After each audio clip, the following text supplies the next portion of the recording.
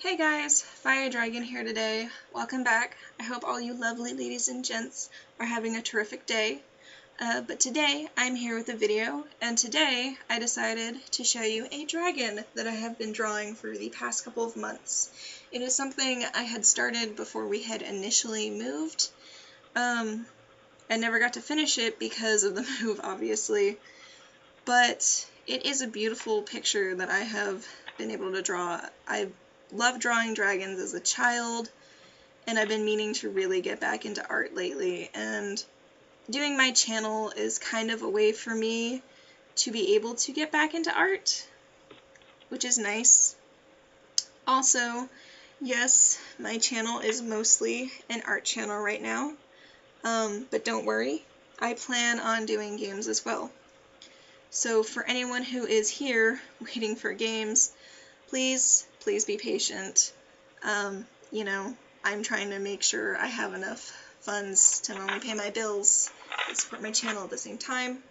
So, you know, it's kind of been a struggle between debating what I need to do and what I don't need to do for it. But again, it'll get there, you know. It's just me trying to make sure to budget and have a budget within my own budget, you know, as a small YouTubers tend to. And, you know, as small as my channel is, I don't mind having a few subscribers. You know, if it's just one or two that ever come to my channel, that's great. You know, because it gives me an outlet to be able to do my artwork like I've always wanted. Anyways, you know, I'm going to get into the talking about this fantastic work of art. I drew this dragon in a sleeping position on top of a mound of dirt, I guess you could say. I thought it would be very fitting. Dragons tend to like to roost anyways. Usually they're on a pile of gold, but I decided not to do that. I contemplated it, but decided not to, because I could have easily gone that route.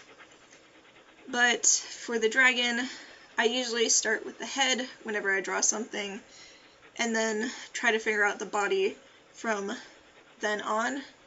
And the way I draw dragon heads is I draw them similarly to how I would draw a horse head. I would kind of start outlining the way a horse's head would look, but then kind of change it to look more like a dragon. It's just easier for me that way. And for the body, it took a little while because I had to make it look like the neck was, you know, connected to the body without it looking sort of weird. I think I did an okay job, but I kind of curved outward, and, you know, from there I did it from the neck to the back of the spine to where the tail is now resting. Also, the wings were something I did, I think, shortly after I had drawn the body, and the wings are definitely more bat-like, and I know not everybody appreciates the fact of some people drawing dragons with 4 legs. That's kind of how I've drawn them. I do want to get more into drawing them like a wyvern, though, because wyverns are more of like those true kind of dragons. As you can see, dragons have like kind of like a similar anatomy to birds. For that, I mean the wyverns, but for this one, it looks kind of goofy because it's got like 4 legs and then 2 wings, but that's okay. Also, the color scheme for it, I decided to go with blues and oranges, kind of neutral colors to, you know, kind of contrast against each other, and, you know, I think that looks good. I've always been one of those artists that prefers to do contrasting colors over colors that match, like, you know, completely in a color scheme. I just think if you use a pop of color that contrasts against colors you're doing, it really pulls the piece together. Not saying you have to do that, but if you wanted to, you could. That's just how I do it. And for the sky, it is mostly pinks and purples and blues. The reason I do the pinks, the purples, and blues is because I wanted it to be more of like the sun was just setting versus like a plain kind of dark sky, and I don't think black would have been a good choice. I truly think that a black sky would have been too harsh, and the sky's not normally black to begin with. It's more of like a deep, deep indigo blue at night, but I didn't want to just leave it one color. I prefer to have more of a variety of colors. And when I'm choosing colors for, like, whether I'm going to contrast something or use them in the background, I tend to go with colors, you know, like if I'm going to be using a red or an orange, I don't like to just stick to reds and oranges. I like to have like a red, an orange, and a yellow to kind of give it a little bit more of a pop, because I think it works better that way.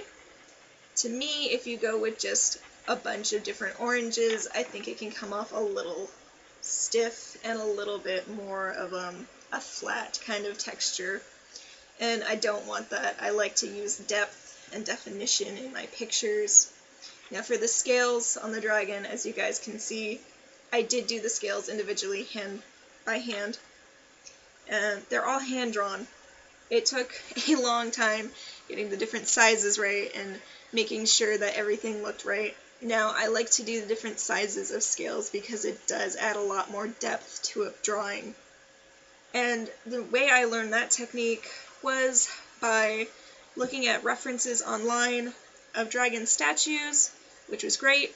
You know, looking at the dragon statues, it gave me a really, really good idea of how to draw the scales, because I wanted it to look as realistic as possible. And in reality, if a dragon was in real life, you know, they'd have different varying sizes of scales to some degree, and that's something that I wanted to capture.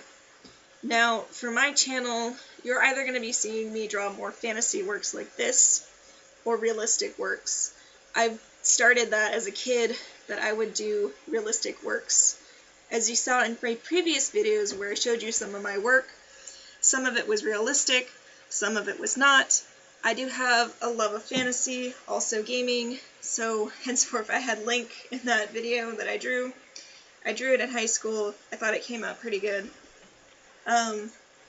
So yeah, that's what I do. I like to draw, and it's something that's been able to give me, you know, a little bit of a way to escape the mundane ways of the world. It's a way for me to kind of just chill, relax, and not feel too bothered, because, like, I don't usually have too many people judge my art harshly, and I know with this channel that could be a thing that could come, and I'm not, you know, I'm not going to be upset by that. I think it's absolutely fine if people want to, you know, look at my art and, you know, criticize it. And by all means, you can. And if there's anything you guys want to see me draw, just let me know down in the comments below. But as always, I will see you guys in my next video, and I hope you guys are going to have a fantastic rest of your day today. Bye!